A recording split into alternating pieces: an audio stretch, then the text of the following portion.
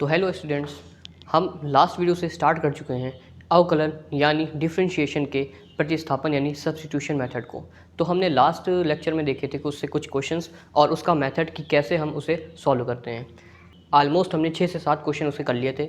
तो आज बिना टाइम वेस्ट किए हम स्टार्ट करते हैं आगे के क्वेश्चंस को।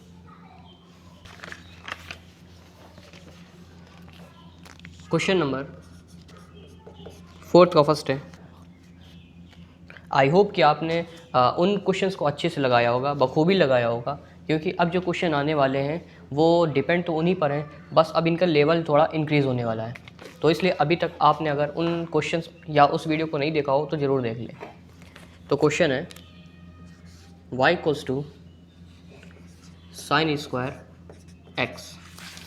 अब हम जानते हैं कि हम साइन स्क्वायर एक्स को साइन एक्स का होल स्क्वायर लिख सकते हैं, यानी इसको हम, और अगर इसको साइन एक्स स्क्वायर लिखा हो तो इसको अलग मेथड से करेंगे।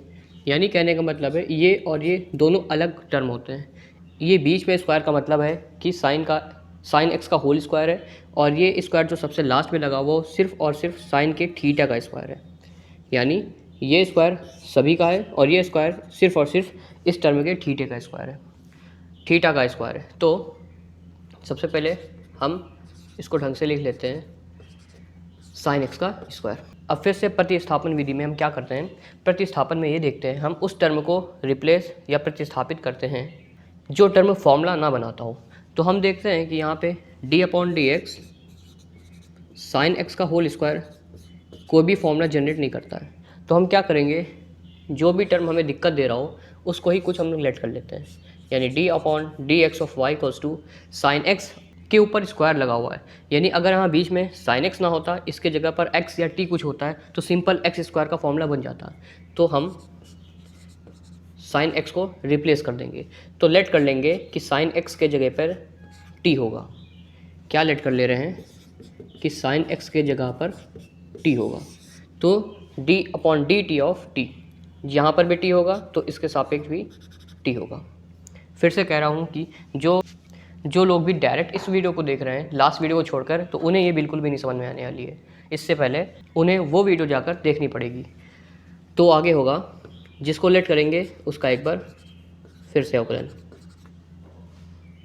फिर से देख लेते हैं। फिर से y जो है ये होगा dy/dx equals to sine x को लेट कर लेंगे t साइन एक्स के जगह पर t, और जिसको t लेट किया है उसी के सापेक्ष उसका अवकलन, और जिसको लेट किया हुआ है उसका फिर से अवकलन यानी साइन एक्स। यहाँ पर हमने सिर्फ और सिर्फ साइन एक्स को हटा के t लिख दिया है, बाकी सब वही। और जिसको लेट कर लिया है, प्रतिस्थापन का रूल होता है, उसको फिर से उसी के सापेक्ष अवकलन यानी x के सापेक्ष अवकलन। तो t स्क्वायर का हो जाएगा 2t, d/dx साइन एक्स का हो जाएगा cos x। तो होगा 2t लेट किया हुआ था साइन एक्स को, और ये हो जाएगा cos x। Again 2 sin x cos x हम जानते हैं फॉर्मूला होता है sin 2x का। तो ये हो जाएगा इस क्वेश्चन का आंसर। अगला क्वेश्चन है y equals to cos cube x। Question number 4 का सेकंड। इसमें भी क्या करेंगे हम, अगर हम cos को इस तरीके से लिख दें तो कोई दिक्कत नहीं, क्योंकि cos क्यूब x को हम cos x का होल क्यूब लिख सकते हैं। अब हम देख रहे हैं कि अगर यहाँ पर कोई एक टर्म होता जैसे x क्यूब या t क्यूब, तो हम इसको इजी सॉल्व कर सकते थे, बट यहाँ पर नहीं है, तो हम cos x को ही लेट कर लेंगे। यानी प्रतिस्थापन विधि में हम उस टर्म को लेट करते हैं जो हमें फॉर्मूला बनाने में दिक्कत कर रहा हो। जैसे इस क्वेश्चन में cos x है, तो cos x को लेट कर लिया t क्यूब, cos x को लेट कर लिया t क्यूब, और इसके ही सापेक्ष अवकलन। उसके बाद जिसको हमने लेट किया है यानी cos x, फिर cos x को इसी के सापेक्ष यानी x के सापेक्ष फिर से अवकलन। बस यही होता है प्रतिस्थापन विधि। यानी जो फॉर्मूला ना बना रहा हो उस टर्म को लेट कर लो, और उसके बाद जिसको लेट किया है उसका उसी के सापेक्ष अवकलन। तो t स्क्वायर ईजी हो गया जैसे x क्यूब होता है, t क्यूब ईजी हो गया जैसे x क्यूब होता है। तो t क्यूब का हो जाएगा 3 आगे आएगा, t में स्क्वायर, उसके बाद cos x का हम जानते हैं sin x। अब minus plus minus 3 T square और उसके बाद ये साइन एक्स माइनस 3 टी हमने लेट किया हुआ था कॉस एक्स को, तो यहाँ पर टी की जगह पर लिख देंगे कॉस एक्स, क्योंकि स्क्वायर है तो स्क्वायर उसके बाद साइन एक्स। तो ये हो जाएगा इस क्वेश्चन का आंसर। नेक्स्ट क्वेश्चन है question number 3 cot cube x. उसके बाद क्वेश्चन है 4th सेक स्क्वायर एक्स। ये question same as question number 1 और क्वेश्चन नंबर 2 की तरह है, तो इसे आप अपने आप लगाने की कोशिश करें। ना आए तो आप कमेंट सेक्शन में इसको पूछ सकते हैं, और अगर नहीं आएगा तो मैं इसे फिर से बता दूंगा, तो इसे आप एज ए प्रैक्टिस नोट कर लें। बढ़ते हैं अगले क्वेश्चन की तरफ। क्वेश्चन नंबर 5 का 1 है y equals to log base e x cube. अच्छा क्वेश्चन। अब यहाँ पर हम देख रहे हैं कि अगर हम अवकलन करें d upon d x of y equals to d upon d x of log base e x e cube, अगर यहाँ पर d upon d x log x होता तो सिंपली हो क्या जाता, इसका फॉर्मूला जनरेट होता, हो जाता 1 अपॉन एक्स। अब हम क्या देख रहे हैं, यहाँ पर इस टर्म में एक्स्ट्रा एक क्यूब जुड़ चुका है, यहाँ पर एक क्यूब जुड़ चुका है, तो क्यों ना हम इसे पहले वाले x की तरह यानी एक सिंगल टर्म में कन्वर्ट कर लें। यानी अगर यहाँ पर हम t लेट कर ले तो ये 1 अपॉन टी हो जाएगा। तो दिक्कत क्या कर रहा है, दिक्कत कौन सा टर्म कर रहा है, एक्स क्यूब। तो बस यही मेथड में करना होता है कि जो भी टर्म में दिक्कत कर रहा हो उसे कुछ और मान ले। अब यहाँ पे x ऑलरेडी दिया हुआ है, इसलिए अगेन x नहीं लेट कर सकते, तो हम क्या करेंगे, हमने किया d upon D log x cube के जगह पर लिख लिया t। क्या लिख लिया, एक्स क्यूब के जगह पर लिख लिया t, और t के सापेक्ष यानी नीचे भी उसका अवकलन। दूसरा स्टेप क्या होता है, मानने के बाद जिसको लेट किया हुआ है यानी लेट किया हुआ है एक्स क्यूब को, उसको फिर से अवकलन, वो भी उसके सापेक्ष यानी x के सापेक्ष। लॉग t उसको जिसको लेट किया हुआ है उसका फिर से अवकलन, लॉग उसके बाद जिसको लेट किया हुआ उसका फिर से अवकलन। तो सिंपल हो जाएगा लॉग टी का 1 अपॉन टी, सेम वैसे ही जैसे लॉग एक्स का होता है 1 अपॉन एक्स, तो 1 अपॉन टी। उसके बाद ये पिछली वाली एक्सरसाइज के मेन फॉर्मूलेज में जैसे एक्स क्यूब का हो जाएगा 3x स्क्वायर, यानी ये तो formula D upon d x x की पावर n वाला है, जो होता है n एक्स की power n minus 1। That means D upon d x of x cube यानी n आगे यानी 3 आगे, उसके बाद वही चरपद यानी x, उसके बाद उस n में 1 माइनस यानी इस n में यानी 3 में 1 माइनस यानी स्क्वायर। इसे लास्ट की एक्सरसाइज में हमने बहुत अच्छे से किया था, बहुत सारे क्वेश्चन थे, इसलिए इसको हम डायरेक्ट लिख ले रहे हैं 3x स्क्वायर अपॉन टी। अब हमने देखा कि टी लेट क्या हुआ था एक्स क्यूब, ये होगा इस आंसर। यहाँ पे अच्छा ये कट भी जाएगा तो हो जाएगा 3 अपॉन एक्स, ये होगा इस क्वेश्चन का आंसर। अगला क्वेश्चन है y equals to log base e x का होल क्यूब। इस क्वेश्चन और इस क्वेश्चन में फ़र्क ये है कि उसमें जो क्यूब है वो सबके लिए लॉग ई एक्स, और इसमें जो क्यूब है सिर्फ और सिर्फ x के लिए था। तो इसमें x मेरे लिए दिक्कत कर रहा था, इसलिए हम लोगों ने x क्यूब को ही लेट कर लिया। उसमें पूरा की पूरा टर्म दिक्कत करेगा क्योंकि लॉग ई एक्स क्यूब का कोई फॉर्मूला नहीं होता है, तो हम लॉग ई एक्स को ही पूरा का पूरा लेट कर लेंगे। तो लेट या माना log e x equals to t. तो जब इसको टी लेट करेंगे तो क्वेश्चन बहुत ही सिंपल तरीके से हो जाएगा, यानी हो जाएगा टी क्यूब। सापेक्ष अवकलन करेंगे D upon d x, T है तो टी के सापेक्ष, और जिसको लेट किया हुआ है यानी लॉग ई एक्स को, उसको फिर से अवकलित यानी डिफ्रेंशिएट करेंगे उसके टर्म के सापेक्ष, यानी एक्स है तो एक्स के सापेक्ष। तो सिंपल ही हो गया, इसको लेट कर लिया टी, उसके बाद क्यूब, और जिसको लेट किया उसका फिर से उसी के सापेक्ष अवकलन। टी क्यूब यानी 3x square, log e x मतलब 1 अपॉन एक्स, 3 टी लेट किया हुआ था लॉग ई एक्स। यहाँ पर हमारा अवकलन हो गया है, यहाँ पर अवकलन हो गया है। अवकलन सिर्फ और सिर्फ एक स्टेप लेता है, उसके बाद हमें बस और बस वैल्यू पुट करनी है। टी हमने लेट किया हुआ था लॉग ई एक्स को, तो लॉग ई एक्स उसके बाद लिखा हुआ है स्क्वायर मल्टीप्लाई में 1 अपॉन एक्स। इसको हम ऐसे भी कर सकते हैं, एक्स को आगे कर लेते हैं मल्टीप्लाई में 3 upon x log e x square. ये होगा इस क्वेश्चन का आंसर। हमें सिर्फ और सिर्फ वैल्यू वो कन्वर्ट करनी होती है जो फॉर्मूला ना बनाने दे रही हो, तो वैल्यू रखा और जिस वैल्यू को हमने लेट किया उसका उसके सापेक्ष फिर से अवकलन बस।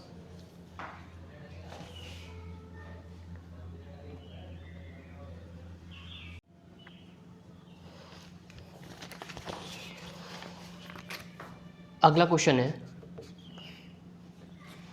y equals to sine 3x। Again हम क्या देख रहे हैं कि अगर ये सिंपल और सिंपल sin x होता तो इसका अवकलन हम cos x कर सकते थे, बट यहाँ पर sin x के जगह पर है sin 3x।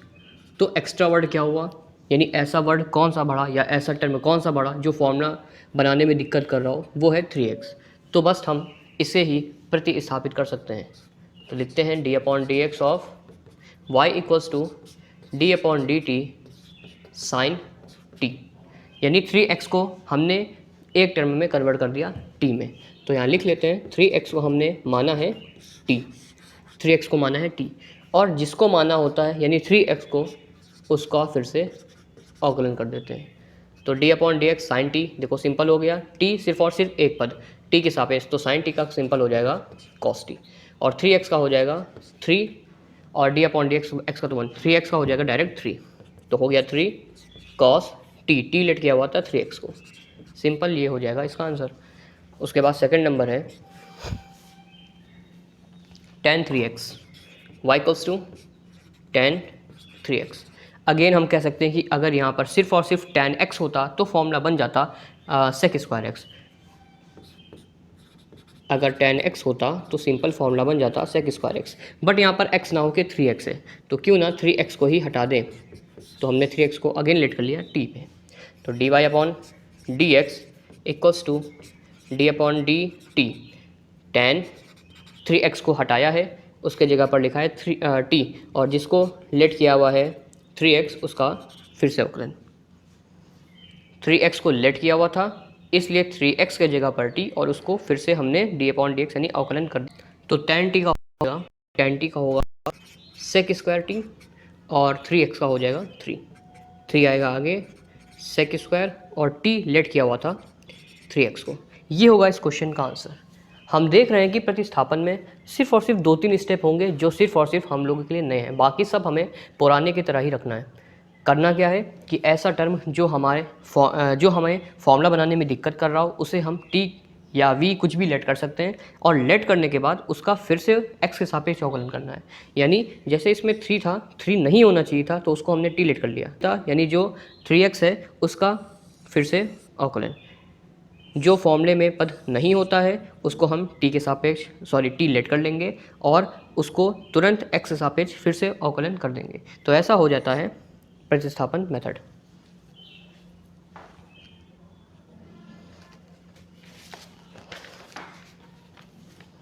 अगला क्वेश्चन है, इसकी जितनी प्रैक्टिस करें आप, धीमे धीमे क्वेश्चन ऑटोमेटिक आने लगता है। बस चाहिए फॉर्मूला आपको याद होना चाहिए और ढेर सारी इसकी प्रैक्टिस होनी चाहिए।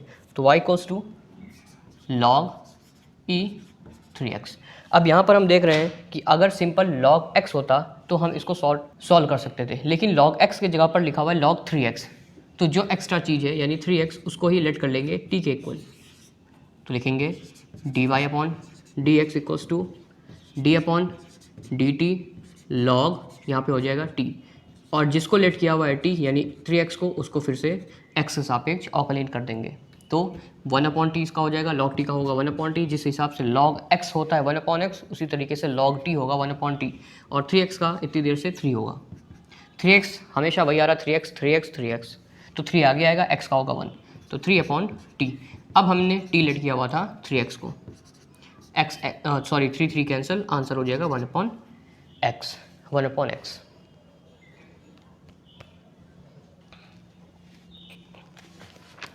अगला क्वेश्चन नंबर 4 है, y equals to tan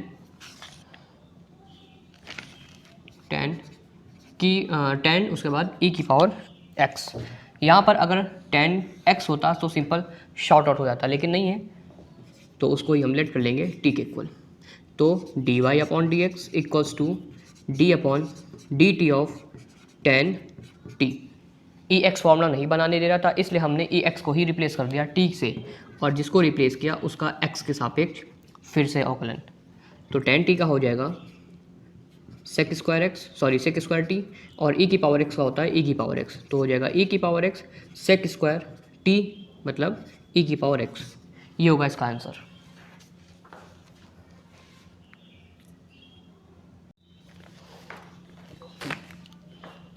question number 7 का फर्स्ट है y equals to log base e tan x।